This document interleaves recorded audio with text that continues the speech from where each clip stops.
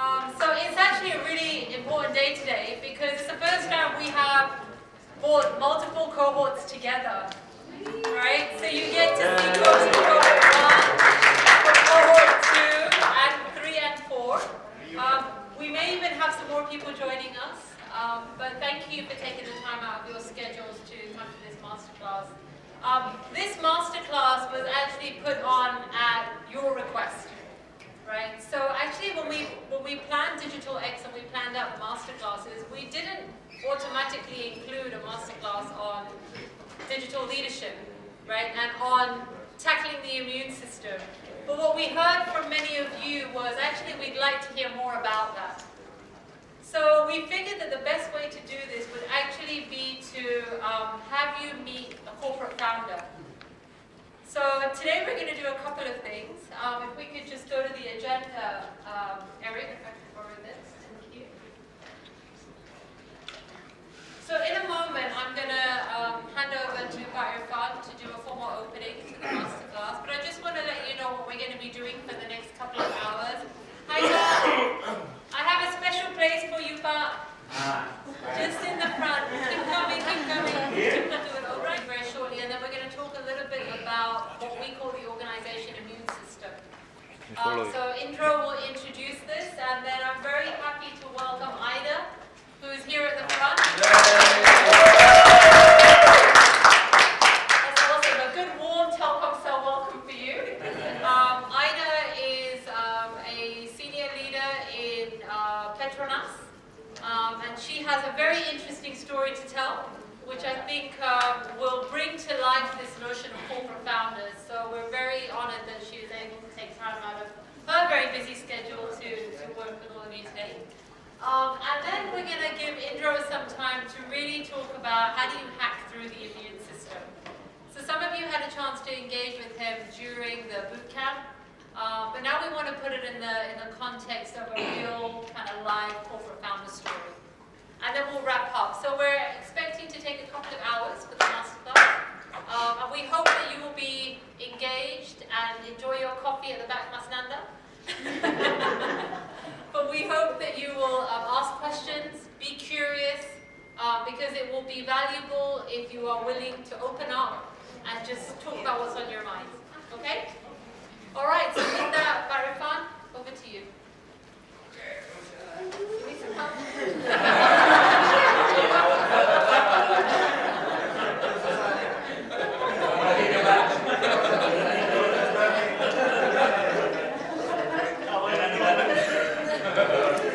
Bisa nggak? Oke teman-teman, semangat pagi! Assalamualaikum warahmatullahi wabarakatuh. Salam sejahtera. Pertama-tama, saya senang sekali bahwa kita ini multi cohort bisa kumpul di sini dan waktunya sebetulnya pas karena bosnya lagi pada pendidikan. Jadi sebetulnya kemungkinan untuk datang itu besar. Saya tadi senang ada 36 lebih katanya confirm datang. Tapi selain daripada itu, objektifnya event ini event yang sangat penting sebetulnya buat kita, terutama dari bagaimana kita melihat proses kita berpikir. Makanya tadi nanti itu akan bicara tentang organisasi imun sistem. Kalau bicara soal itu, kalau kita harus belajar dari diri kita sendiri, mungkin bisa, tapi mungkin itu tidak terlalu nyangkut. Karena itu bagus sekali bahwa di sini ada orang yang mau datang untuk sharing bagaimana sebetulnya mereka itu melakukan dobrakan-dobrakan sehingga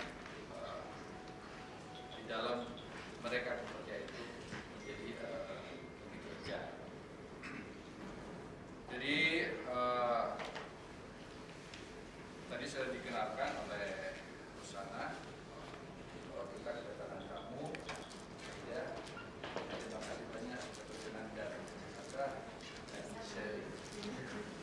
Saya sudah izin, saya nggak mau pakai bahasa Inggris. Jadi tentu kita boleh belajar dari mana saja, belajar ke negeri Cina, apalagi belajar ke negeri Cina kan. Ya. Kalau tadi saya bicara sama Aida, kalau di awal tahun 80-an banyak orang Indonesia belajar ke Indonesia. Sekarang banyak orang Indonesia belajar ke Malaysia. Gak apa-apa, itu exchange. Termasuk kita belajar ke Malaysia, apalagi Aida datang dari Petronas, satu syarikat yang terbesar di Malaysia. Mereka sama lah, gitu kan. Boleh dibilang mentalitinya juga sama karena mereka juga seperti Pertamina zaman dulu, mereka regulator, mereka juga player. Telkom di sini walaupun sebetulnya secara hukum kita bukan regulator, tapi influence kita terhadap regulator itu juga sangat tinggi sekali. Nah, hal-hal semacam ini sebetulnya adalah salah satu elemen yang membuat kita agak sedikit terhambat untuk menjadi. Tapi Malaysia bisa, maksudnya Petronas bisa seperti itu. Petronas boleh lah, ya. Petronas boleh. Bahkan yang Aida cerita ke saya, setelah journey-nya itu mereka selesai, proyek itu tetap terus berjalan. Sehingga dari proyek itu akhirnya terlahir bisnis baru. Nah, inilah mungkin yang nanti bakal diceritain. Jadi kebetulan juga ada di 4 cohort. Cohort 1 jadinya sudah selesai, lalu cohort 1 Medan, Metra, ya, berbagi banyak di sini, gitu kan. Jadinya sudah selesai, tapi mungkin dari proyeknya masih tetap bisa dijalankan dan mudah-mudahan bisa menghasilkan suatu boleh bisnis baru, boleh solusi-solusi baru yang bisa membantu perusahaan ini lebih cepat menjadi agile dalam rangka kita nanti masuk ke transformasi dan sesungguhnya di tahun depan. Kira-kira saya tidak berpanjang lebar. Saya ucapkan selamat nanti mendengarkan sekilas paparan dari Indo dan juga dari sharing dari Aida. Demikian, dari Taufiq Hidayah. Assalamualaikum warahmatullahi wabarakatuh. Good afternoon, selamat pagi. Okay, so today we are going to do a bit of a session on this notion of corporate founders and the immune system. So before I get into corporate founders, I want to show you a quick video. A colleague of mine, John Hagel, he is based in Deloitte in the US, and he has been doing a lot of work around this concept of organization transformation. So, and I just want to share a very short clip. If you want to see the whole video, you can go to YouTube and take a look. But he talks about, he introduces this concept that I will explain a little bit further about the organization immune system. But first, let's look at the video. Large-scale organizational transformation is hugely challenging. I've been involved in large-scale transformation efforts for over 30 years. And one thing that I have developed as a result of all that experience is an extraordinary respect for the immune system and the antibodies that exist in every large existing institution. Do not underestimate that immune system. And it's one of the reasons why I've become hugely skeptical of the classic approach to transformation, which is somebody comes to a gathering like this, gets conviction, need to transform, they go in front of their leadership team, they announce we're going to transform, we're going to change everything. And because we're a large organization, this is going to take a long time. Can't turn around the battleship overnight. Same question that we have been looking into. Most organization transformations fail. And most organization transformations fail because of this one reason. because we want to go big bang. Whether it's a digital transformation, whether it's a data transformation, agile transformation, you name it. Innovation. Most organization, innovation, transformation efforts fail because we want to go big bang. So who stops us from being successful in these transformation efforts? Is it the competition? It's ourselves. And that is what we refer to as the organization immune system.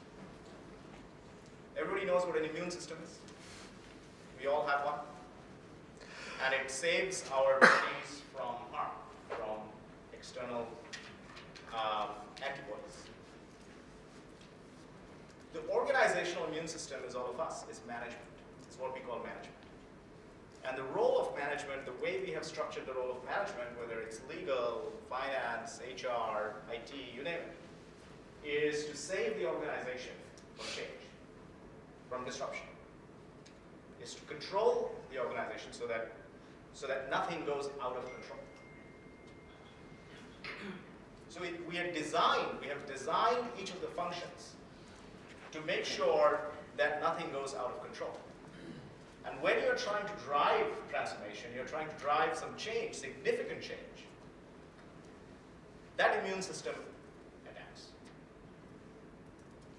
So that is one part of the story, which is quite interesting because you are going to go through a transformation. And you are here because, to some extent, we're asking you to drive the transformation. But you yourselves are also part of the immune system. Or at least you work with people who are part of the immune system. And I know that as you go through the transformation, there will come time when you'll be frustrated. I guarantee you. And part of what we want to hear from Idea is, what do you do when you're frustrated? And that is where the role of a corporate founder comes in. Not a project manager, not a transformation leader, but a corporate founder. And there are a few differences between a startup founder and a corporate founder. And I'll talk about three.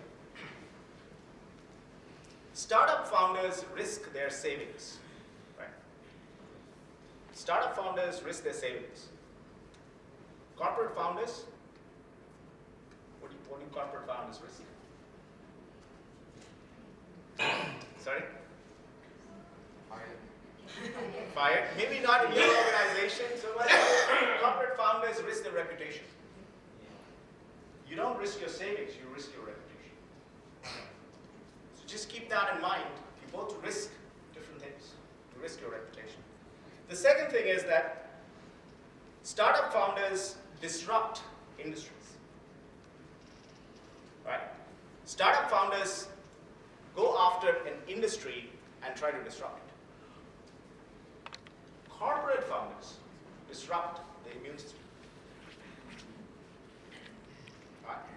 So when startup founders start a new business, who will attack them? Big companies, regulators, industry associations. When you start your transformation, who will attack you? Organization.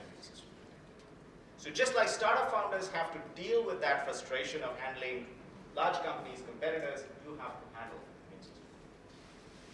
And the third and most important thing is, do you know when startup founders give up and fail? Run out of cash. Run out of cash. Startup founders stop when they run out of cash. When do corporate founders stop?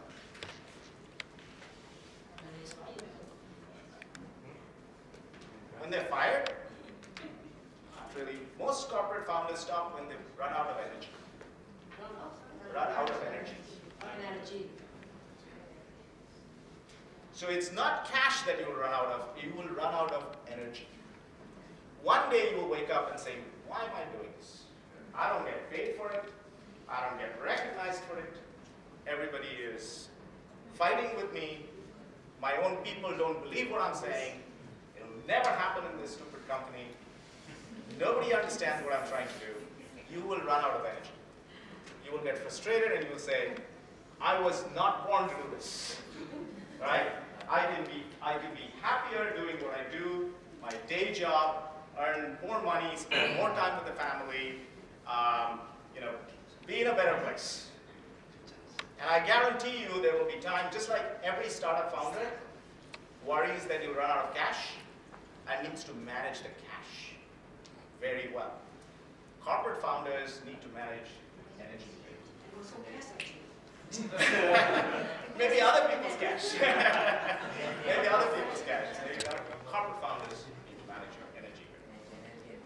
Energy and passion. Energy and passion. So understanding what happens to you as a leader is very important. At what point do you feel I'm running out of energy? Who do you go to? How do you get the inspiration to go again? How do you get the support so that when you're running out of energy, there is somebody saying, let me help you? How do you garner that support? All of that is the science of what corporate founders need to do. And please understand that this is a long journey every company is going to go through. You know why? Because large companies have to transform. In telecom sector, in financial services, in every sector, media, technology, every large company has to transform. And startups are too small. A lot of companies try to buy startups, but they cannot transform because the startup cannot scale. Right? Johnson & Johnson is one of the biggest buyer of startups in the world. It's one of the top 10 venture capital arms in the world. But they are buying these companies they cannot scale up. Why? Because they don't have people like you who are corporate founders who know how to scale up a small idea within a large company.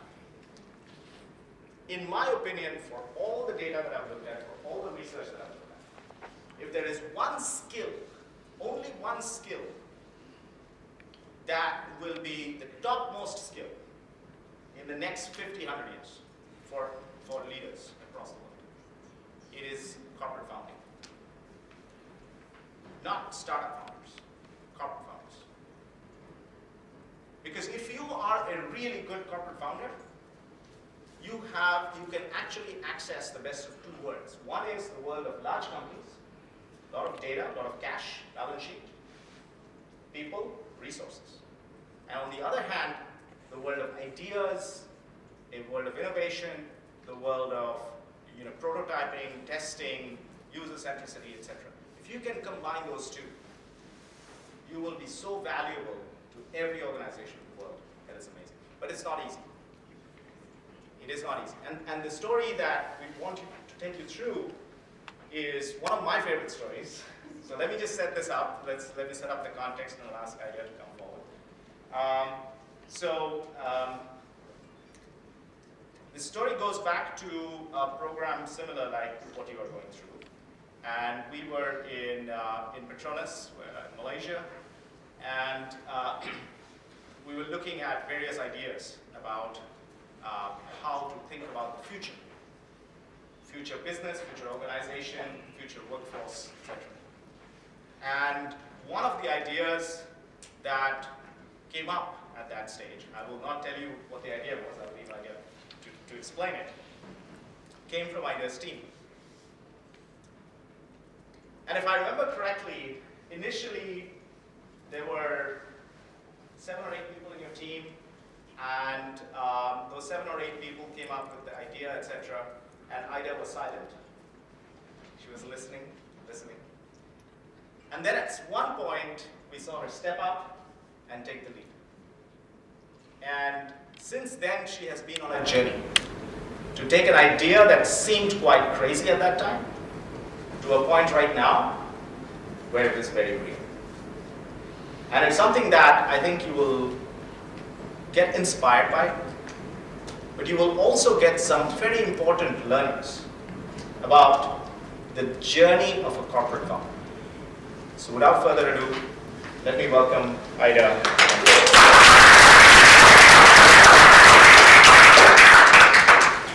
Hello. If I don't use the mic, you can hear me, right? Is that okay? Yeah? Okay. So yeah, thank you very much everyone for letting me be here. It's been the first to be seen. So yes, I'm in Petronas, and as you can see, by day I have a day job, and by passion I have another thing that I actually work on in the office. So if I can go maybe to the next slide, and this is where it talks about a bit about the journey that we went through. So what was this idea of young working mothers who lived in the suburbs? And these young working mothers would normally have maybe 2-3 children, juggling the 2-3 children every day, and they had aspirations also for their career. But they lived in the suburbs, so this was very much focused around those who had to commute every day. So that commute in Malaysia would have taken them each day, on a good day, 1 hour, one way. On average, 1.5 hours and sometimes 2 hours. I'm sure you can relate to that, yeah? Yeah, Indonesia will take 5 hours. So then they have to, in the morning get the kids ready, send them to daycare, send them here and send them to school and whatever. So then they can't really beat the traffic because they can't really leave way early like, maybe some other people who don't have to do all that. And then they're stuck in traffic. Then their anxiety levels grow because they will only reach office maybe close to 9, 10 o'clock when things are already expected to run for the day. And then they come in, they settle down, and then by 4 o'clock they're anxious because if they don't leave on time by 5, they won't reach home to pick up the kids and run all the different other errands expected of them, but yet they have a mountain of work to do. So this is not really healthy for them, and the anxiety levels were going up. They were not being as productive because they couldn't really focus. The whole scenario was taking away their focus. They were getting upset whether they could actually be the person they wanted to be and whether they could actually perform professionally. So what we were seeing also, we saw the trend of people taking unpaid leave. We saw the trend of people even resigning and making those choices of leaving. And what that meant to us as an organization was that we were actually losing productivity. Even if they did stay, whether they were completely focused and producing at the levels that they could have actually be contributing was also maybe questionable. So in Petronas, we have about 30% women workforce, and it's growing. In Malaysia, you have more than 50% women workforce. So then, and that's also growing. So in reality, if we don't look at that issue, it is going to affect us. It might sound more like a humanitarian issue, but in reality, it's a business issue for us and a business issue for the nation. So that's where it was coming from. So that was the problem statement, and Indro correctly pointed out the team was made up of all men except for myself. So all of them were like, yeah, I want to solve this problem, and we nicknamed the problem Diana. So this was the plight of Diana. So then we started doing this whole like, okay, this is what we can do for Diana. So everyone had an idea of what Diana needed, and these were all guys. And I was sitting there, I was going like, I was looking at all these things that they said Diana needed. I was like, no one wants all this. And then that's when I said, guys, I am that Diana. Well, not today. I was a Diana before. And I don't want all that. I don't want to work from home. I don't want to do this. I don't want that. This is what we wanted. And the guys had the passion. They had the genuine honesty of wanting to help. But they, of course, didn't completely understand what would actually work for them. So we combined forces, of course, had that conversation, and we came up with what we thought would be a proposed solution. So we pitched it, and it was actually a bigger, grand idea than where we are today. But the big vision was actually to create what we call a work cell ecosystem. So the venture was called Work Cell. Now what it was actually an environment where people didn't have to come all the way to the office. It's actually a co-working space, but for suburban environment. But what we're actually trying to sell as an idea was the working mothers or the people who needed the work cell would go off and do their errands in the morning. They can clock in for work as early as 7:30 or 8 o'clock, somewhere a bit remote in the suburbs, in a work cell, start work Now, in an ideal environment, they can continue to work there without even having to come into the town, into the city. In the event they needed to, fine, they can come in and not fight through the traffic in the normal traffic hours. So that was one thing. And once we have that there, we said you would then want to design ones where you had them in all the key suburbs where you knew your concentration of staffing would. Try and support that. So that was the idea. We do that, and then we wanted to then have an ecosystem where you had goods and services also around it and supporting it, so that you actually had a balance of professional work and professional ability plus whatever assistance they needed from a personal standpoint. That we also said would actually also then spur the improvements around digitalization and technology. Because when you're actually sitting in all these work cells, you will need to make sure that your digital aspects, your technology aspects are actually taken care of. And since that was something the company was actually trying to pursue, why not put that all together? So when we pitched it in December, the crowd that we had was a bunch of leaders who were rather more, I guess, progressive, if I could use that word, and they were very excited listening to it. They were saying, hey, good idea, I'm sold, I like it. So they were all on and they were very supportive. So these were 3 senior management personnel from the organization. And one of them was actually from our retail arm, the one that does the service stations. And immediately then he said, maybe we can even latch on to that. Why don't you guys explore using the service stations as well? Some of our service stations have idle space. So then we were like, oh yeah, you can actually expand into more things. So that was the conceptualization in December, the idea. And the idea was supported. It was supported by the dragons in the room at that point, our senior management, and our own team, and the wider team. So the wider teams in the cohort was also quite excited about it because everyone could actually relate to it. Everyone could actually understand what it was and could relate to the solution. So fine, so that was in early December. So then the challenge was we had to then present something in early January, on the 11th of January. Now we're talking December, and December is holiday month. And everyone goes off and, I'm going to go for a holiday here, so we're in different parts of the world, but yet we want something done. So yeah, of course, we want to show that we've done something, we have all these ideas, but the idea is actually quite big. How do you make it bite-sized? So of course, every time we have conversations, we go, this is the aspiration, but how can we prove that aspiration can actually work? So what we did was, we just went like, okay, let's try and do something where people can relate to and we can actually prove that it's something workable. So what we did was, within our wider leadership program, we had people who were working in a research center, which was in the suburb where one of the key suburbs where we had a lot of staff living in. And they said that they had some excess capacity in the research center where we could actually go and put people there. So while the bigger idea was to actually have our own space, a new setup, maybe a co-working space, what we said was the quickest for us to actually test whether this was the receptivity of this idea was to use an existing location that we had. Then we didn't have to actually incur capital, we didn't have to actually design anything. There was an existing building within the Petronas Group. So you didn't have to do anything. So we then could do a lot of testing whether the ideas would work. So one way was, we then also said, let's not try this in a big group, because you then have to convince the wider audience around your idea. So why don't we use it from people within our own team?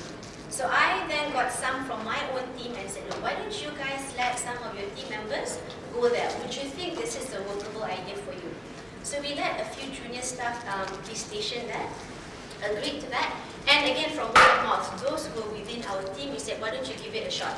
So that we didn't actually disrupt too many people. So that we needed to make sure if we got the support that the few leaders who allowed their staff to work out from the normal environment were people that were within our own network. So we organized all that, and this was all done remotely because it was end of December. So it was emails, it was just messages, and then the cost, because it was in the company, so it was very low. And we had a few people there, and we had about 10 pilot staff to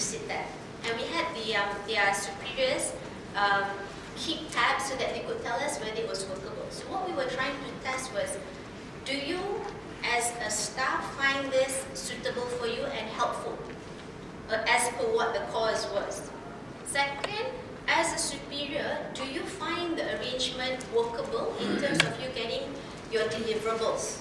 Does it actually affect? Because the myth is, if my team isn't with me, if I don't work how I usually work, I don't think I am comfortable to let a change happen. So the superiors were supposed to monitor and see whether this change in working arrangement would in fact disrupt their abilities to deliver. And thirdly, we wanted to try and test the infrastructure. So based on the IT, existing IT that we had within the group, would that be enough to do things remotely? Would that be enough for you to access documentation, the speed and whatever not? So we were mainly looking at those three areas. Of course, you had some other smaller things like HSE, the HSE aspect of being able to access the location, but I think that was enough for us, those three key areas. So come 11 January, we had another session where we had to then pitch the progress of where we were. But we were not pitching to the same bunch of leaders. We were pitching to a different set of leaders in the organization. But before I do that, I just wanted to show from the second slide here, okay, we wanted to pitch what were the feedback that we got from that first pilot. And these are the pilot patrons that we had, and this is what they said. And some of them, it was just a pilot, it was just giving it a shot, but some of them actually were in tears because they felt so grateful that their difficulties were actually being acknowledged. And it's actually something very simple to do. It's not really that big a deal as an organization. And they felt like, I would want to give more. I'm going to focus my efforts now because you are considerate. So these were the kind of feedback that we got. So if I go back to the earlier slide. So with this, we were on a high. We were like, yay, I'm sure it's so obvious this is a workable concept. It's so obvious that it's actually going to work. So we go and present in January 2018 an update. And we were crushed. We were gutted. The second round of leaders were looking at us and were like, really? It was basically that. I was like, are you sure? This is just 10. And then they started asking questions which you kind of went like, I just wanted to go, really? Are these even logical questions that you're actually asking me? They were not, to me, in context. It was not supportive questions. They were not feedback that you wanted to hear from a leader after being able to show some kind of success from the pilot program. So of course the team was gutted, crushed, and we just, okay, fine. But your initial reaction was wanting to fight back and be defiant. But I think what we did was fine. We took it, we went away and we digested. Now there was between that January and March, so that's where that little pushback sign is there. So from January to March, we did do a couple of meetups again, and we kept wallowing, because that was our first encounter with the immune system. And us being us, we were going like, why didn't Deloitte tell them what they need to be doing? Seriously, this is like a leadership program. We're on board. Why aren't they on board? Like, how hard can it be? That was the kind of thing we were going through. It's like, you just like, even though you understood the concept of an immune system, you just didn't really think it could really come back to you in that manner for something where it was known. You know of its existence in your day-to-day, but this is a program. What is the main reason why the leaders are objecting to the pilot of 10 people that we told us actually it was successful, but why are the leaders not? So for them, it's just a different way of working. So they were then starting to ask questions which were completely on the other line. They said, okay, today it's 10. So are you going to say that suddenly you're going to have 3,000 people working with that? How are you going to do the buildings? What's going to happen to this building? It was all these kind of questions which weren't unsolvable, but it was immediately trying to put a damper on the whole situation.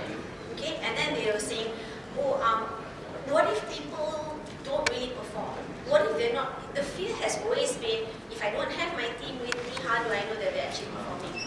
And then, that's the normal one. If I don't see my team, how do I know that they're working? We've always been, for Petronas, the work has always been, if I see you, if you're near me, if I can see you working, or if I see you sitting, I don't know whether you're working or not.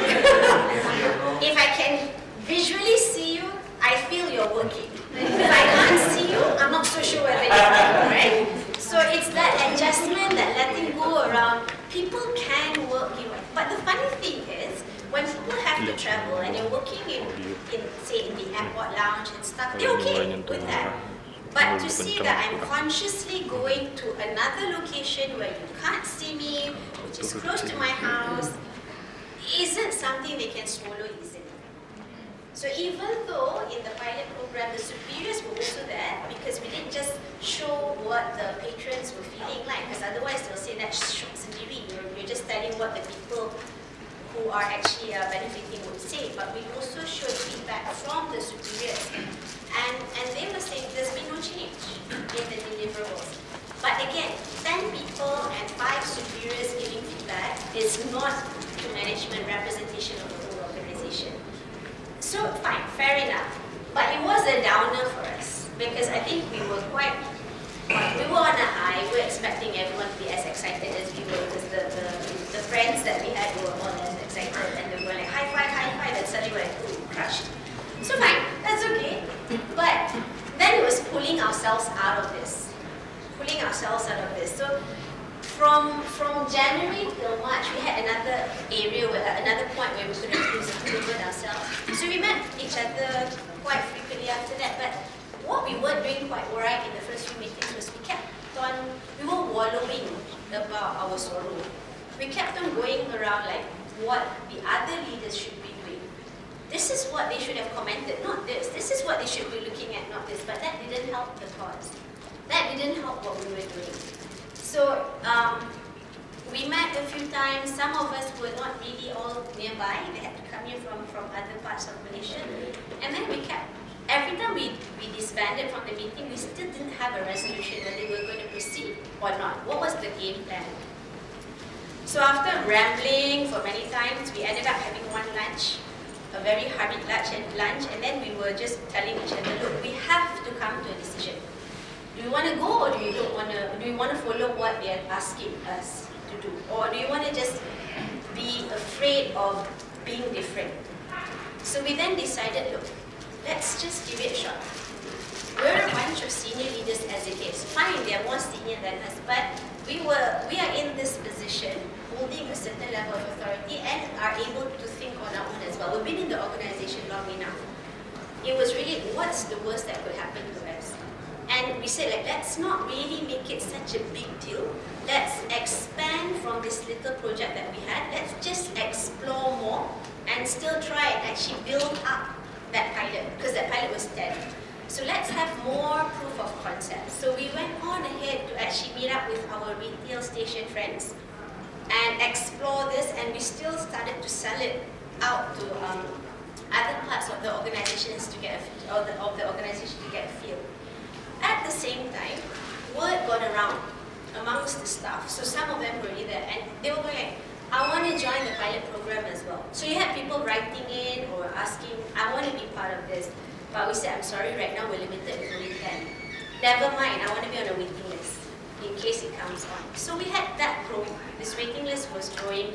A lot more people were interested. And over time, it wasn't just people who wanted to be at WorkCell. You actually had some superiors also interested in offering this to their staff. Because you do see that value. So there's a lot of word of mouth, but it wasn't really like a blast on the intranet. There was nothing official that was being discussed or shared. It was really just existing participants and us talking with each other. Now, also what we realized was, because of this success within our team, it was getting a bit contagious. I wasn't the only one who then started to believe in this reality. So the other team members, the other guys that I had in my team, they also saw it, and when they heard all those testimonies, they did not also realize how much people valued it. So they also began to feel more for their female staff. And we also got feedback that it's not just female staff, because we had single parent male, single fathers, we had people who had elderly parents, they were all saying that they could actually use this as well. So the idea was actually expanding. And so what we realized is because initially I was maybe the more enthusiastic one, but the others became just as enthusiastic when they saw that mini success that we had. So they were talking about it as well. So some were talking to our external partners, some were talking to other people in the organization. So we had the retail station in March, and we wanted to do a lot of things. So we spoke to our friends in the company that does the retail stations, Masterclass Jagangan. They also had certain plans, but only one was actually workable. So they had initially, we thought that we could use maybe 3 different service stations because we saw the actual locations. We saw that some were big ones with idle capacity. But this was beyond our control. They only wanted to work on one. They said because they were running a business as well and they didn't want to actually do charity work for us. So they said, look, even though you have visualizing, you have the visual for 2 other stations, I only want to work on one because they only wanted to do one station with a co-work space. So we said, okay, fine, never mind. So that was our second damper there because we wanted to actually do a lot more. We thought that they were like really on board with us and they would be willing to actually incur the expenditure for many other stations. But never mind, they only wanted to do one, and that station was actually quite close to the office, to the KLCC towers. So from a logistics standpoint, it wasn't really going to be ideal for a pitch to say that it helps suburban moms. But what we actually then used it for is, it was one of the first locations which used a co-working space provider. So that was actually using someone external. The first pilot was actually using our own building. So at least we said, look, let's go and figure out whether if we use an external party, we can actually then gauge costing, we can actually then gauge their abilities. So never mind, at least that's for data gathering. So we did have about 6 people registered for that location. So that was the thing that actually then allowed us to come out from that rat and say, look, we can't rely on just one of our group of companies. Let's see if there are other opportunities. So through this network, then we started asking another subsidiary who apparently had a regional office building in a suburb somewhere. And we were just toying with the idea, having a conversation, and they said, yes, we do have space. And things are already there because they do sometimes training inside there, so we didn't have to do much around capital investment. And what was even more surprising was apparently actually this subsidiary was actually trying to come up with a program similar to what we wanted to do for their staff. Not from the bigger group, but they were already trying to do something on their own. So then we're saying, look, let's just gang up. Can you not just limit it only to your subsidiary staff? Because we were within the whole group anyway. Can you allow us to put in our people? I mean, those who have been registering on the wait list as well. So then they said fine. And then they went on to say, actually we have another regional office, not just the one that you're aware of. We also have another one further down south, further to where the people are, also available if you want to use it. So then we were like, oh, okay. So then we just started complementing things, and then word started spreading, and then they wanted us, their management team wanted us to explain it to them. And then other regions heard about it, so they wanted us to actually explain the concept to them. The number of people wanting to register just keeps coming. So we had to formulate forms and stuff for them to just keep track of the people. So that was beginning to be a big win for us. You have the capability now. As all of that was happening, another good thing that was happening to us was the corporate HR was involved in the program and they wanted to know where we were at. And as we were progressing, and the corporate HR were initially at one point skeptics, of course. But as we were showing them what we were doing, and we were doing it in small pockets, I mean, we really didn't go through a formal policy change, process and guideline change. No, we just went through, you have some space, can we put in our people? Can we do this? Can we use existing back charging mechanisms? So it was really nothing dramatic at that point. So at the end of the day, suddenly we heard that HR apparently, prior to all these programs, had actually created a policy of working from home, but that had got shut down. by our senior management before. So that was actually so they had actually tried this before, but theirs was working from home, not working from another. So it's really something different, and it was just having to pivot that. But they had that blueprint somewhere sitting, and they were doing then other things, and then they were saying like, I think we can now revive this blueprint. So then they said, Worksel, can you work with us on this? But we don't want to front it, because we've been shot down before. Okay, they know where we're coming from, and they might not even want to listen to us if we actually come in with the old, with an even a revised blueprint. So now in the background, group HR is actually supporting us, but they don't want to fund it. So they're telling us, okay, why don't you try this, and at the same time they're saying, okay, I can understand where certain anxieties could be coming from the organization. I think you better start having this in place, like a guideline. So they give us like old templates, and then we try and modify it. So then it's a win-win, because when they actually want to roll theirs out, they actually already have a template. And if we get questioned around the management of how we are running things, we're saying, look, we do have some kind of guideline, which is similar to the existing guidelines. So at the end, so here where we are, we're March 2018, we're collaborating still, and that's supposed to be June. You can't see the name there. So June, and right up till now, we actually are going to launch more locations within the group, and we are going to continue working with our group HR in making that whole arrangement a reality. Now the win for us is HR actually wants to take this. Now, we want the name to retain. We still want that brand because we created it. But instead of just being something small and it's just actually facilitating, it was a venture, it was something that we thought couldn't really fly. The idea from HR is now they actually want to make that as part of an existing tool which can be applied to all staff, not just the staff that we actually identified earlier. So it will eventually become part of their existing culture, but of course we need to be cautious that they don't change that and make it theirs. But we are actually working with them, and it's actually being accepted now. But it's a lot of work. I mean, I honestly say it is a lot of work. When I had to work from that January and wanted to prove ourselves in March, how I actually worked it out was I blocked my calendar every day, 4 to 5. And I called that Worksel hour. Religiously every day 4 to 5, I just worked on trying to get that things advanced around this particular project. So it wasn't like an extra piece that I was doing, it was becoming part of my daily calendar. And on top of that, it's like I had a team who was with me in the leadership program, but I had one executive in my team who I felt was able to also support me on this. He's single, it's a he doesn't have a family. I said, why don't you help me with this? Told him the story and what it was all about, and he has become more convicted, I think, or as equally convicted as the rest of us. And that 1 hour every day, right, he'd be the one standing at the door. So I'm like, okay, because you're really into something else. Okay. So as much as you want to do it, sometimes your energy levels do run down. You kind of go like, okay, never mind, because you're in charge, I can push that aside.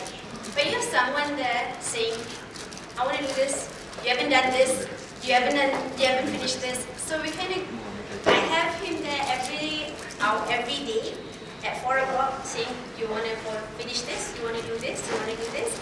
And now he's actually facilitating certain things which I didn't even ask him to do.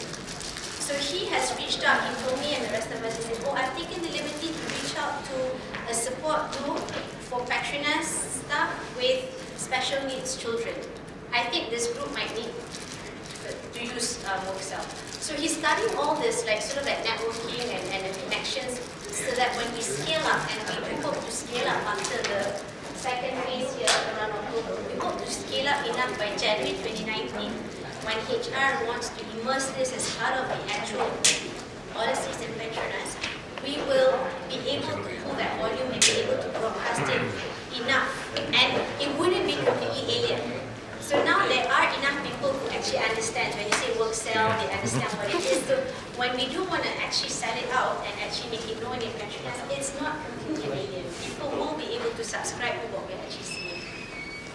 So yeah, I think that's pretty much the story. So that's the thing. Oh, one more piece. The vision was actually quite big at the start. So this is now WorkCell becoming part of the organization, part of how our internal organization is working. But there's also another work stream that we've been working on, because the idea is also to allow WorkCell to become a business venture on its own. It's not oil and gas, but we feel that there is some commercial value to it. And what we want to do is to be able to offer this arrangement outside of Petronas. Because we were seeing this is not a Petronas problem, this is anyway, it's everyone's problem. It's not even Malaysia's problem. I think it's a global problem. Okay, and it's not just a mother with young children. It's anyone. Anyone needs work flexibility. And if you look at the reality of the world, do you really even need to work in an office? And I'm sure you guys will be able to relate to that as well. So the idea was, let's also try and find ways to make this a business venture. Because right now it's just a HR support system. If I may ask also, it's for the benefit of employees ranking. But in the earlier you mentioned the importance of the senior leaders having subordinates working out of the site. Correct. So that's part of the ecosystem problem. Correct. How do you feel or convince the senior leaders that everything's okay? I mean, how do you convince them? Because this is the biggest problem in the system.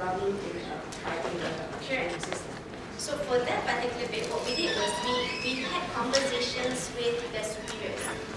We asked for feedback from the superiors. So the superiors who allowed their staff to do this arrangement, we asked them to actually explain and tell us, do you see any change or deterioration in the quality of work? So in all honesty, I mean, ideally we are able to measure productivity level has gone up so and so. But the first step was at least to demonstrate that nothing has really changed. Nothing has dropped. Nothing has dropped. Bare minimum, it has to be the same. So we have, as of today, not heard any issues from any superior saying the guys are not performing. So we haven't heard that. And what kind of job is actually involved in the right now we have a range. Of course, we have a lot of different types of people, but at the end of the day, it's still people who can be office bound. So I can't put people who are in the plant in this environment, but these are people, it can range from people who are technical in nature. It can be technical people who actually extract data and whatever not. The main all kind of job would be it is not all kinds of job, but I think what we actually want to try to focus on was, as long as there's an ability for them to access data. If you need to access something physical, we can't help that. Yeah, we can't help that. But again, this access something physical might not happen 24/7 every day. The only difference are people who are actually offshore, on the plants, in the plants. We can't help shift jobs. But majority of people are also in the buildings.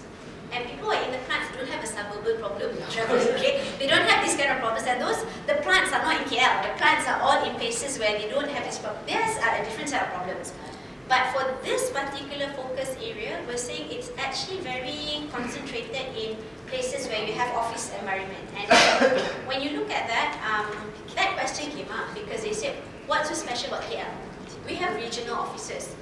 If you are going to offer that at KL office staff only, or within at least the Klang Valley area, you're being discriminatory to the others.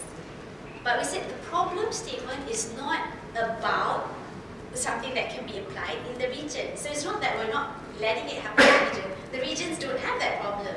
They have a different problem. So that's how we actually tried to actually explain it to those who are asking those kind of questions. So yeah, we see the growth capacity that can come with this. So although we've graduated from this program with Deloitte, we're still working on it. We still have energy sometimes.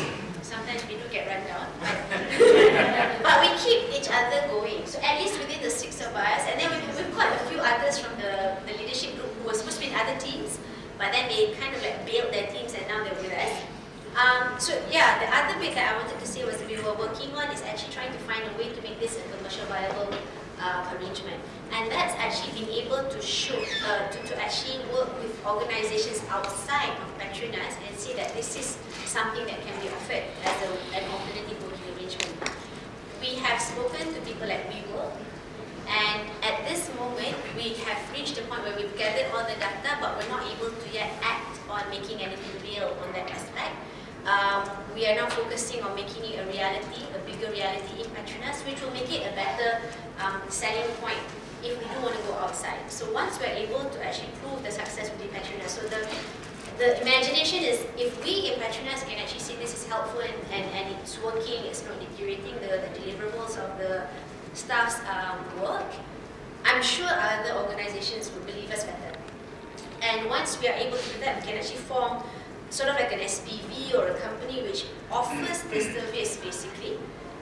It then will look at how it can actually come up with the real estate locations for that, offer it to other parts of the nation, and it can become a bigger concept altogether.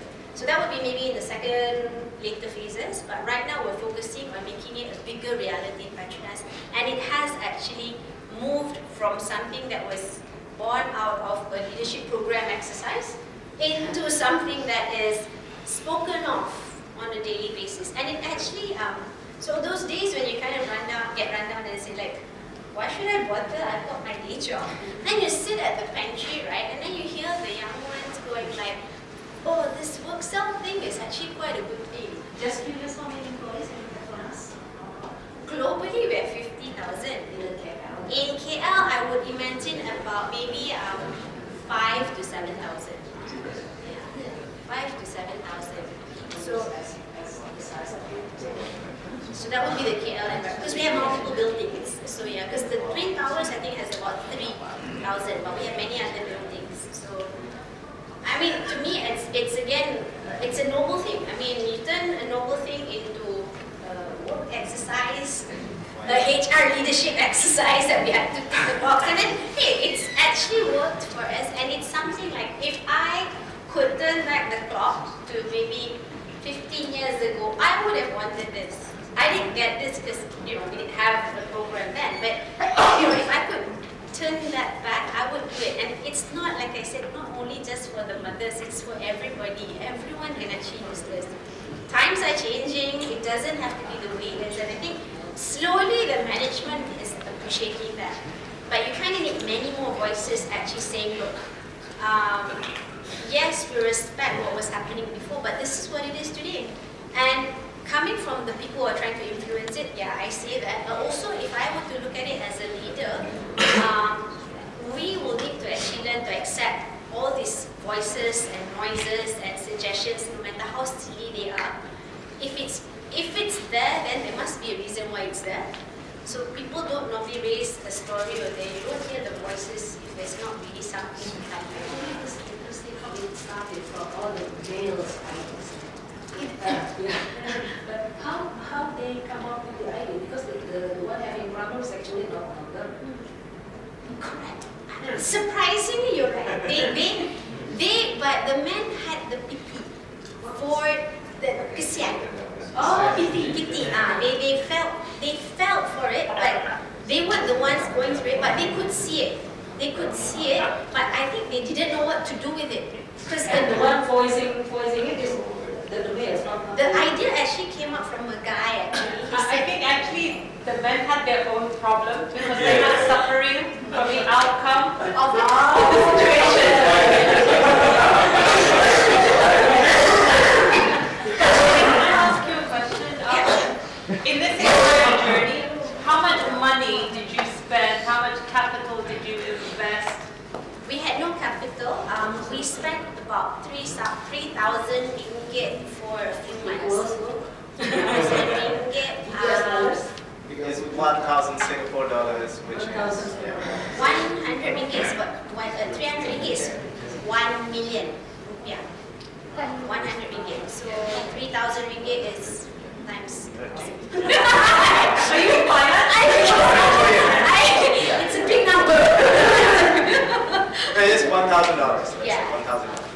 And during the pilot, are the testing results showing always the positive result, or sometimes it's in a different direction? Because if we see in the different direction,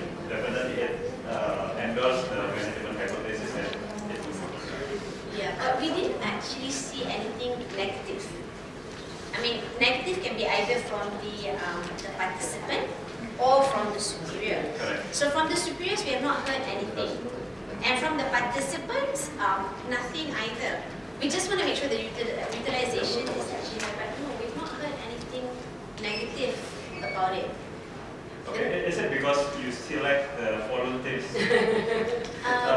Yeah, meaning selectively choose the volunteers? Or actually, yeah, because there might be some unprofessional employee that actually misuse this.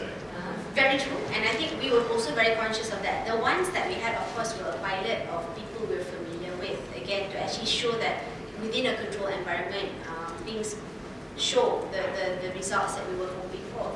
But unprofessional stuff happens anywhere. It doesn't matter whatever environment you put anything in, you will have this kind of situation. So no matter how ideal you want something to be, that will be there. And at least we've had that conversation with HR. No matter what system you put in, HR is also cognizant of the fact that you will never eliminate completely these kind of situations. So as long as you keep, as long as we have things which can somewhat allow for mitigation, that's fine. Elimination, I think we've learned that that's not possible. So your mitigation is things like being comfortable with a performance evaluation system. At the end of the day, it's also changing the mindset. Because if you wanted to do all of this, everyone has to change the mindset that it's your deliverables. It's how well you design your deliverables. You agree exactly. Exactly. And that's also why HR, correct. Yeah. And HR is also supportive because even before Workcell, they've always been wanting to move into an environment where your performance assessments are more objective and easier to be managed as opposed to how it is now. So that once you're very clear what you want from your staff, it's not how they do it, but it's the actual outcome itself. And then the courage to actually then say, it's not looking like that. And courage is also relevant here. I think, I know we spoke about perseverance, actually wanting to be resilient, going through all this, but having courage as well. It's really between us as a group telling each other, it's okay. What's the worst that can happen? The money is not long, it's within the system, and even right now we're not breaking any laws anyway. So we're saying, look, there really isn't anything that should really scare us from pursuing this. How many employees are enjoying the Close to 100 who have signed up, because I think what we've also tried to convince people on Workcell, people signing up doesn't mean it's the same number sitting inside Workcell every day, because this is a facility for them to come in. It is still based on the voluntary, not assigned company? No, it's not assigned because it's an alternative working site. It's not your new designated working site. So sometimes I could go physically to the... Correct. Voluntary. Exactly. Yes. Can we get some questions from this side? Yeah. Okay, so this is interesting. I just want to know, so in the beginning, do you think that you already know the end state? Or this one is just like a transform for each of transformation? Because, sometimes we should convince people. It's like we said, convince this senior leaders, but at the end, everyone is actually. And then how we can measure this one is become a success, and then how we can convince the other or convince ourselves. This one is the role at the end. Okay. So to me, how I look at it, because we're talking from a founder standpoint, I'm not too fussed how anyone else would really want to actually measure it as success. It's what success means to me as the founder. So when we designed it, we had this end state in mind. And it was a big picture, it was a big end state. So we were always, but that's our view as a group of founders. It doesn't mean, because what we see as our end state was, and that was how the idea was born, it's not what the rest would have seen. But we are able to tell them, in the journey to get to that end state, this is how each and every one of you along the way could get value from it, could get benefits from it. So they don't really need to be fussed about the end state, because that's my dream. That's not their dream. That's our dream as founders. But we want to get there. We feel that this is how you can join us on the journey.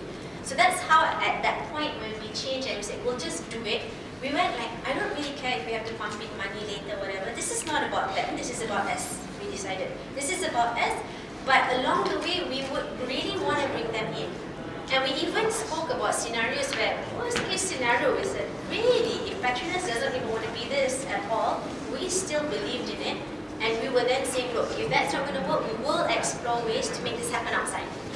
So that's where I'm not going to be too worried whether they like what we are selling. Right now, if they like something, how can it work together? That's how we actually approaching it. That's a very, very important point, because we have lived our entire careers taking our dream from somebody else. Right? Our goals, our targets are given to us by somebody else. But as a corporate founder, your goal and target is given to you, by your user. That's your dream. And it's a very important distinction to make, to say, this is my dream, and I will measure myself according to that. And I will see how shareholders can benefit from this. That's a very, very important distinction. Just curious, when you say that you meet senior leaders in Petronas, how high it is? How is it?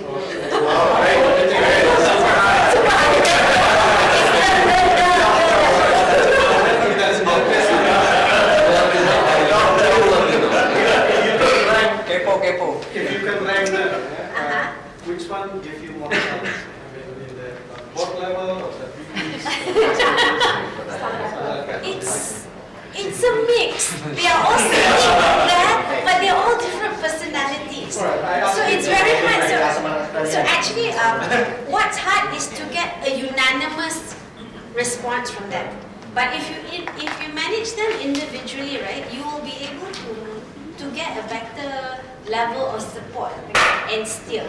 But if I wanted them to all tell me as a leadership team collectively whether this is okay, you'll never get that. But if I meet in, so you can sense who would be advocates and who are maybe the doubters. Then we spend a bit more time with those specific advocates and say, do you think it will help you? And some actually had ideas where it can help them, not necessarily HR, they actually had other ideas. Can you try and explore if your idea can help me here? And then we work on that and with the relevant then teams around there, but we didn't actually bother trying to convince everybody. Similar to your statement, we couldn't be bothered to make sure that everyone was actually on board. And as we were progressing, we never really told the senior management. Our senior management doesn't know where we're at. There's only a few of them, while our senior management has no idea from the first time we pitched it to when that you are attacking their immune system. immune system. They will become one. So in any case, do you face the challenges I don't know, it's like they are working on some kind of API and then you come in a way and then they kind of enforce how much revenue that you can help to them, something like that? No, because I think we're actually working in a way that we're complementing.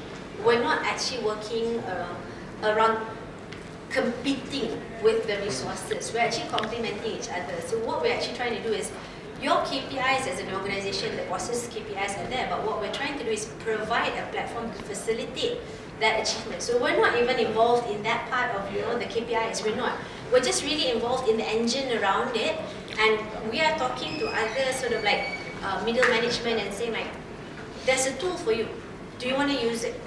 And you as the middle management should know whether the tool can help facilitate your final KPIs that you were given.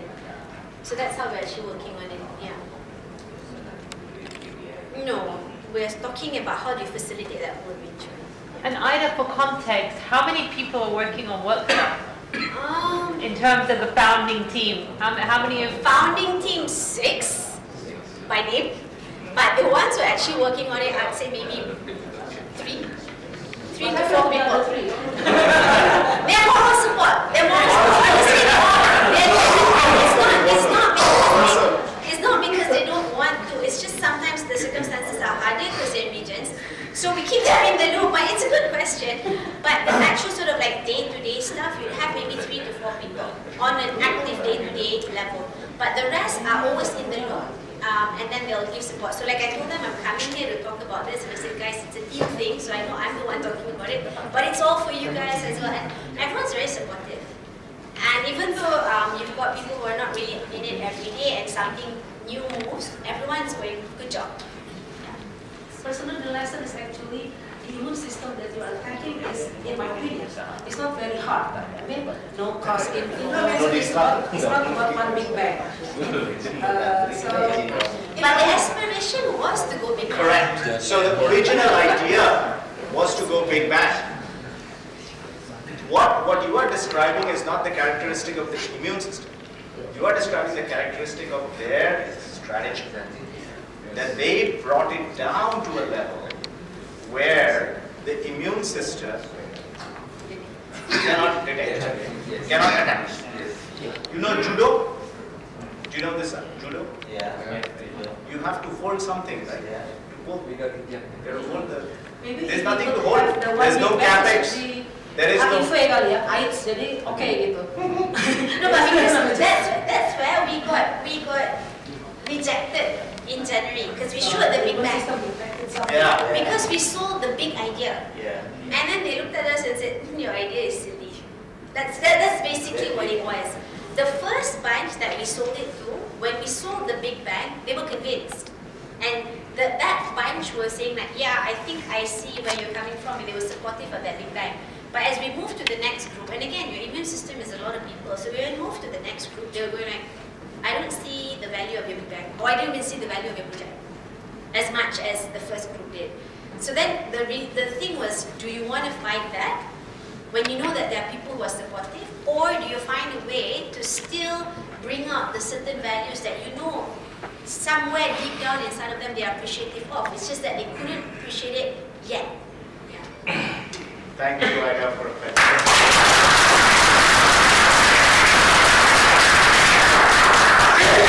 So I know we got a lot out of it, but I just want to spend just 5 minutes not talking about the idea or the immune system or the story. I want to talk about, and I'm going to put you on the spot, I'm going to talk about you. So I don't know whether you noticed this. These are some of the things that I noticed about it, right? Believe me, the immune system is very strong. It's very strong. What vitamin do you get? And the frustration that you faced and your team faced in January was very real. To the point that it was very demoralizing. It was very, very frustrating, very demoralizing. Especially when, because the first experience was high. Second experience was super low. So when you go from high expectation to completely crash land, it's a very real thing. It hurts your ego, it makes you very frustrated, very angry, very frustrated. And I just want to talk about Aida because you saw that when she was talking in front of you. I could not detect any frustration in her. Right? And that has always been the case. And that's why not just the story, but the person is an important learning, right? Because if she was frustrated along with her colleagues, right? Because that's an easy thing to do, right? When you have a really good idea and somebody says it's a bad idea, without going into details, without giving you good logic, it is natural for you to say, stupid person. Right? It's natural for you to get frustrated, but she has never gotten frustrated. She said, okay, that's what they said. Take it on board. Let's move forward. What can we do to make it easier, simpler, smaller, and run under the basis? But what I've always noticed is that she's always positive. She is always looking at solutions, right? And she would never ever say that I'm going to stop because my boss is not allowing me to do this, or my company is not allowing me to do this. She never said the word, I was allowed to do this, I got permission to do this. And that was one of the most fascinating things that I've noticed about you, which is that the compass is always internal. Right? The steering wheel is always internal. Even when you ask that question around the goals and the KPIs, it's always internal for her. That this is what I want to do. And I think what really helped was her own experience. The fact that she could see that a real person, maybe not thousands of people, but at least one person, was benefiting from it. There was value. And I want to talk about corporate founders, not about corporate founding ideas. Because ideas are cheap. Everybody has many ideas. Each one of us has a lot of ideas that could be, $100 million business or $1 billion business. But corporate founders are rare. Most of the people that I work with, right, think founding is something that startup founders do. They resign from their jobs, they go out there, they put their own money, and that's what they do. But corporate founding is all about positivity and having a compass that says, I'm trying to solve a problem for a user. And leaving all hope that your boss will support. I would say bring that hope to zero. Bring that expectation that your boss or your boss's boss or the BOD is going to support, bring that expectation to zero. At that point, and that's what I see about IDEM, when you get to zero on that expectation, you're happy because you're solving the problem. That's fine. And then it will slowly, hopefully scale. When it scales, it becomes interesting. When it becomes interesting, everybody is interested. Yeah. Right? Yeah. So some of you, I've shared this story with some of you. So my own journey as a corporate founder is exactly the same thing. So I've always, for the last, I think, 10 years, I've always done startups inside large companies. And the story unfolds exactly the same way every time. Every time, these are the 4 stages that you go through. The first stage is that your immune system will ignore you. When they ignore you, you know that you are on the right track. Correct? Your question, if they don't ignore you, if they start asking questions, where is CapEx coming from? Where, how are you funding this? Is this in line with our policy? It means you're on the wrong track.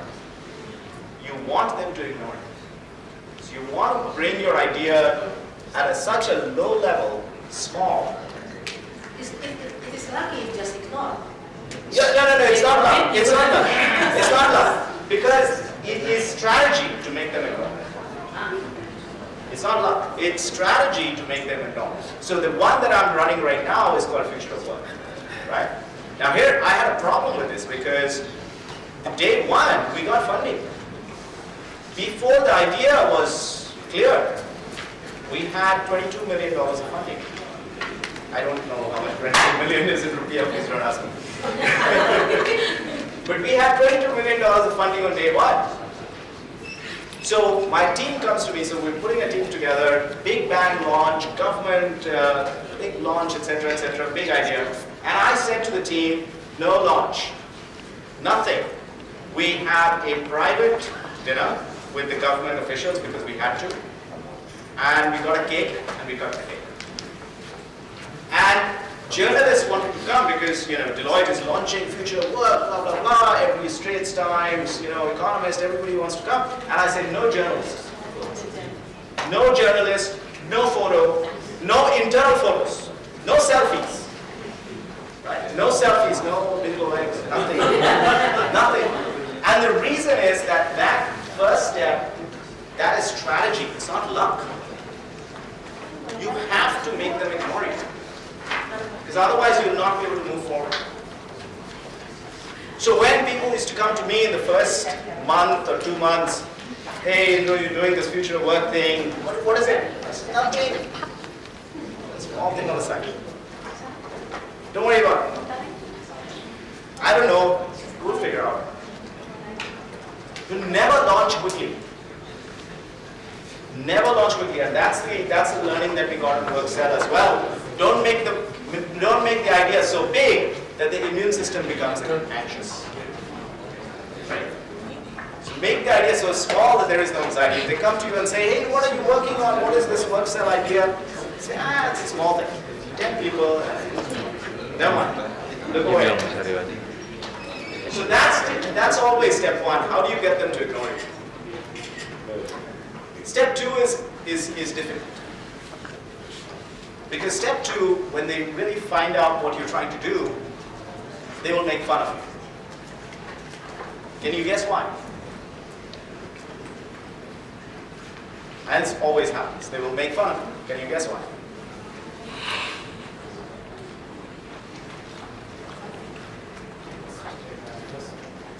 Sorry? Why do they make fun of you in step two? Sorry? Jealous? No, they're not jealous. They're the opposite of jealous. At that time, you have made the idea so small, like in work cell case, you've made it so small that they think that this is a joke. Right? It's a waste of time. Like, you're doing 10 people in work cell? You have better things to do, right? This silly idea, 10 people, what is the point? So it's so small that that's when they make fun of you. And then you're going to feel, oh, I need to make this big. I need to make this big because my ego is hurt, right? You're a senior person. In my role, at my level, if you're not running something that is $100 million, you are a nobody at my level. So if my venture is at that point doing $500,000, everybody laughs at you. Right? Why are you at a senior level? Why are you doing something so small? So then you will start getting questions about why you're doing what you're doing. It will hurt your ego, but don't let that get in the way of your leading your team. And again, I go back to her whole focus at that point, when they started laughing at her, saying, why are you doing this, etc. It was always about, what am I doing for the user? Not what I'm doing for the shareholder. And this is the point where your shareholder and your user will be at conflict, or they will not see you. So your user will tell you, I really like what you're doing. Your shareholder will say, I don't understand you. Right? And you have to keep your head. You have to keep your head. Like you're saying that it's useless to, in the first stage, to get the approval first. Correct. It's useless. Yes. It is useless. In my experience, it is not just useless, it is dangerous. It is dangerous to go big bang. That's what, remember the first thing I started with John Hagel? Let me remind you what he said. When you do that first stage big bang, it means you have just put a target, a bullseye on your back for the immune system to attack. You know how that attack is going to look like? Weekly reporting. Status update. We gave you CapEx. How much ROI have you created? Correct? So it is not just useless, it is dangerous. Before your idea is ready for, you understand? So when shows are made, television shows, right? So they make pilot. And they see the pilot, they test it with the audience. And then they come to a point where they say, okay, now it is ready for prime time television. Ready for prime time. So before your idea is ready for prime time, don't launch. Don't ask for funding, don't ask for money, don't ask for resources. Because it's going to put a big target on your back. And it'll go, very easy. So that's the second stage that will make fun of you. When you cross that stage, which is I think where Ida and her team is right now, they will be curious about you. Then they will come to you and say, which is what is happening, HR is coming to her and saying, hey, can I work with you? What are you doing? Can I work with you? Can we try this, can we try that, etc. That's great, but don't get super excited. Right? Again, you saw that in Ida. Don't get super excited at that point. They're curious, which means you are at stage 3. Right? Don't launch yet. Right? Build the coalition. So when they are curious, you bring them in and you say, all right, let's do a project together. In your case, maybe one site. In my case, today I had a call with a colleague who has been making fun of me, right, this whole time. And he called me today because there is a big project in Singapore that is coming up. And he is curious. Hey, can we work together? I like what you're doing in digital work. This is where it becomes interesting because it is human nature to, if you find somebody who is making fun of you, and that person becomes curious, what is a normal reaction at that point? Go to hell. Right? Go away. Because I know you made fun of me, you did not believe in me, and now you're curious? Go away. Right? Yeah, Indra, can I just add a point? And I didn't share this, but actually in that January meeting, the biggest resistance was HR. HR. The biggest the person in the room that tried to crush was HR. Not because they were being evil, but just because they were concerned about the impact of Ida's big idea and what that was going to do to the ways of working in telecom cells. And now, I'm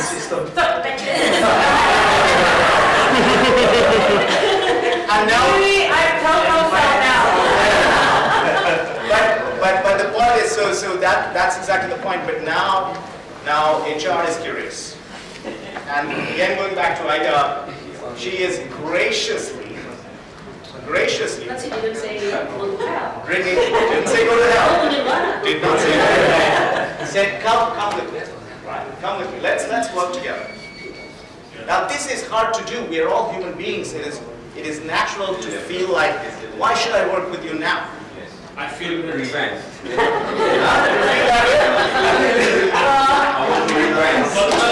feel good. Right. So this is the point. You have to bring people in. Bring people in. Even if those people did not believe you in the first place, you say, all right, come on board. So please understand that most of the cases, immune system does not attack you because they are evil. They attack you because that is their purpose.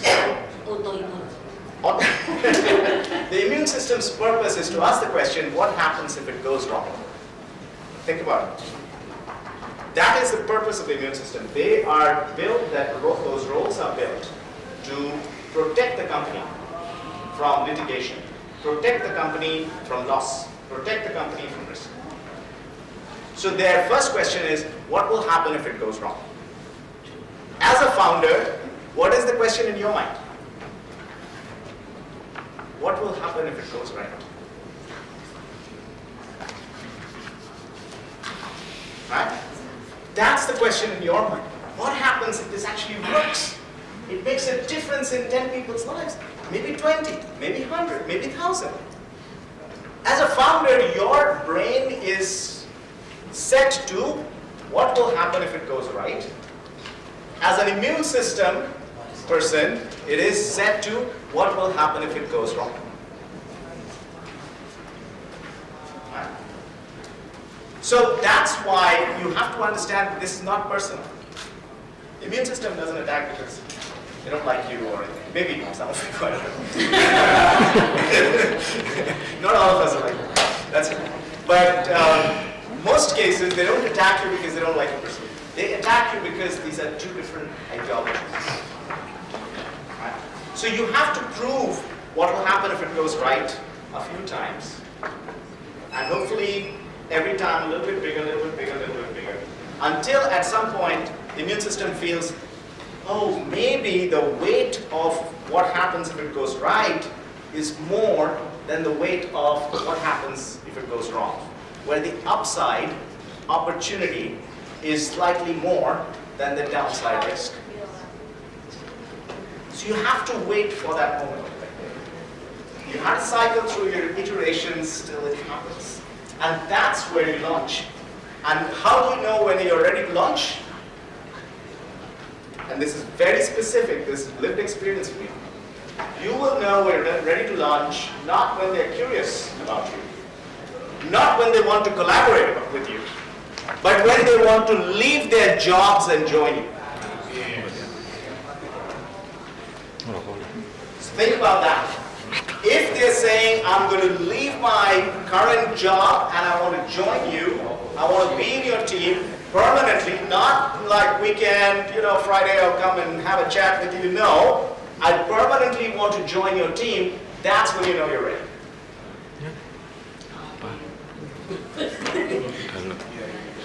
See what I mean? Till then, you have to manage your ego. You have to control your ego. You have to make friends. The other thing that I want to point out about IDEA is not everybody will join you. Your own team members may not be as excited as you. Your founding team itself may sometimes not show up. And that's okay. Again, one of you asked the question, out of the 6 people, why only 3 are active? And her answer was, that's fine. 3 are active. Right? So, be patient. As corporate founders, patience is important. Let go of your ego on these things. Understand that these are legitimate steps to the end. It's very real. It is very, very real. I'm not saying this as a theory. I've lived this for 10 years. And my wife tells me, I think every now, on an average, once a month or once in 2 months, she says, you'll make more money, you'll make double the money and work half the time, and you'll be 10 times as happy if you leave and start on your own. You become a startup entrepreneur.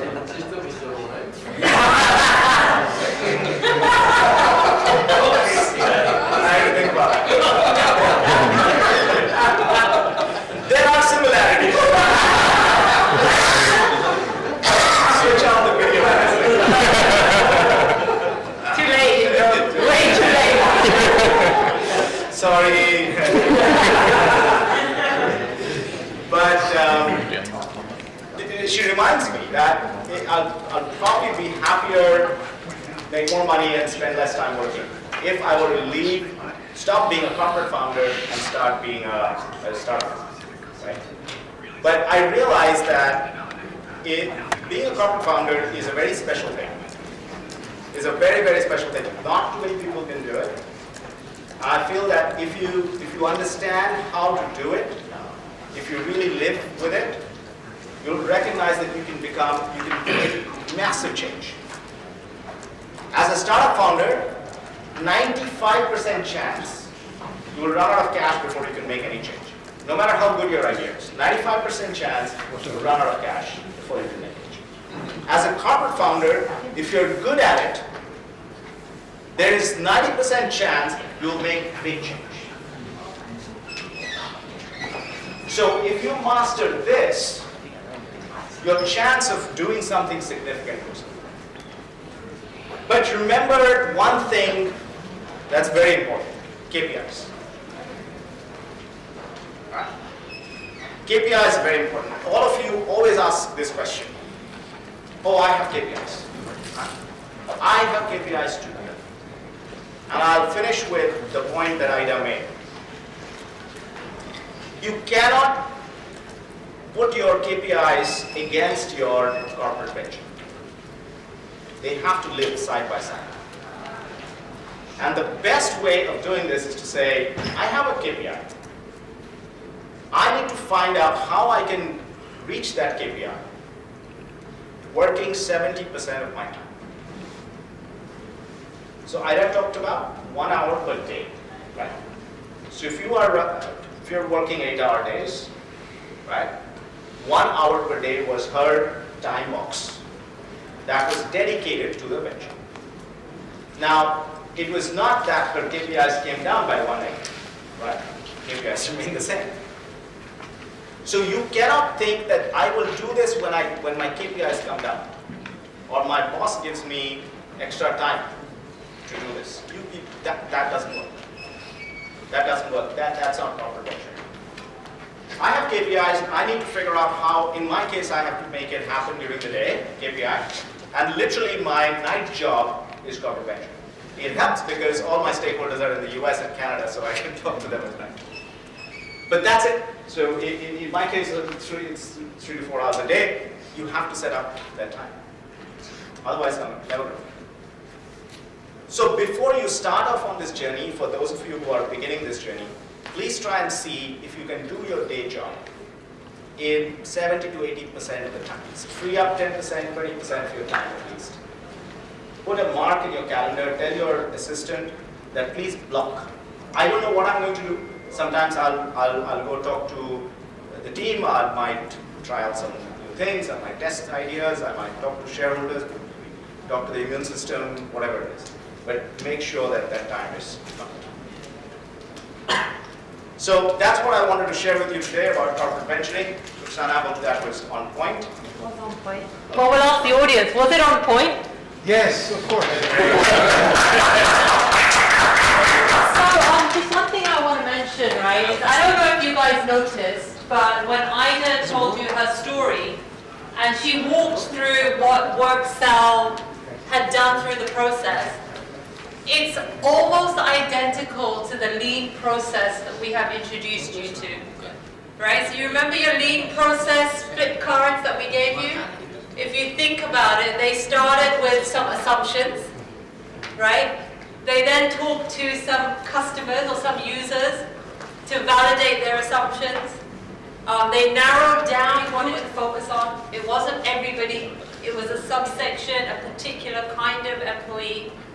And then from there, they started to slowly add features to what it was that they wanted to accomplish, right? So if you think about the lean cycle, this was almost a perfect representation of how you go through that cycle.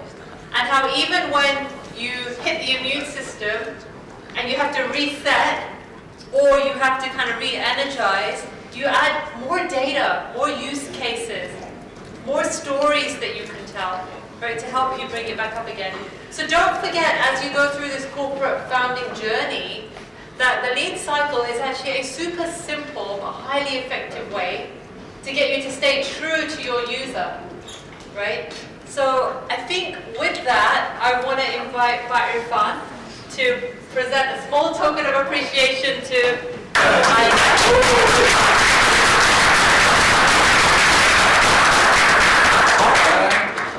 Before I give the souvenir to Aida, first I want to thank to Aida for sharing, and also Indro, thanks for these papers, because this is really what we call it, visualizing our current situation. I am, as a project owner of this DigitalX, this is actually strengthened me to keep steady.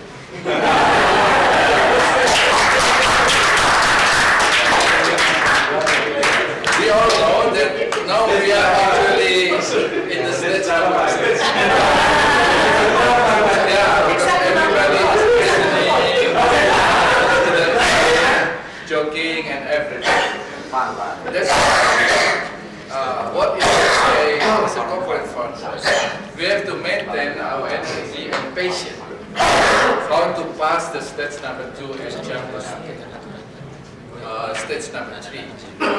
Then let's attract people in this country to join us, to question, to give a question to us, what is you doing and everything.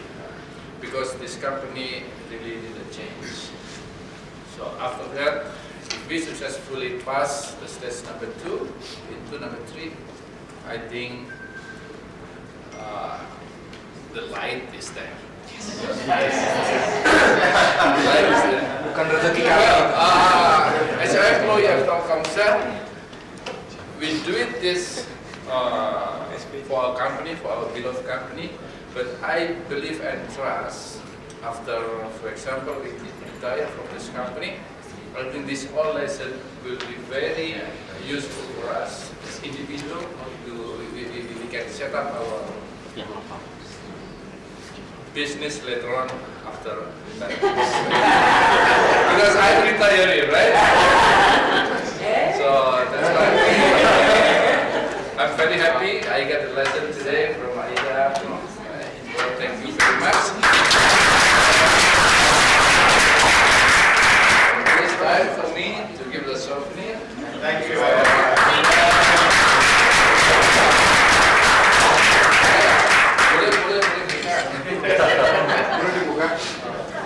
Boleh buka. 100 ini es. This is Wow. This is beca. Beca. Kita beca. Beca in Indonesia is actually beca. Rugi itu beca. Pressure. The public transportation, which is actually the slowest public transportation. We're moving very slowly, but we carry many people. Yeah. To bring them the. If you slowly beca.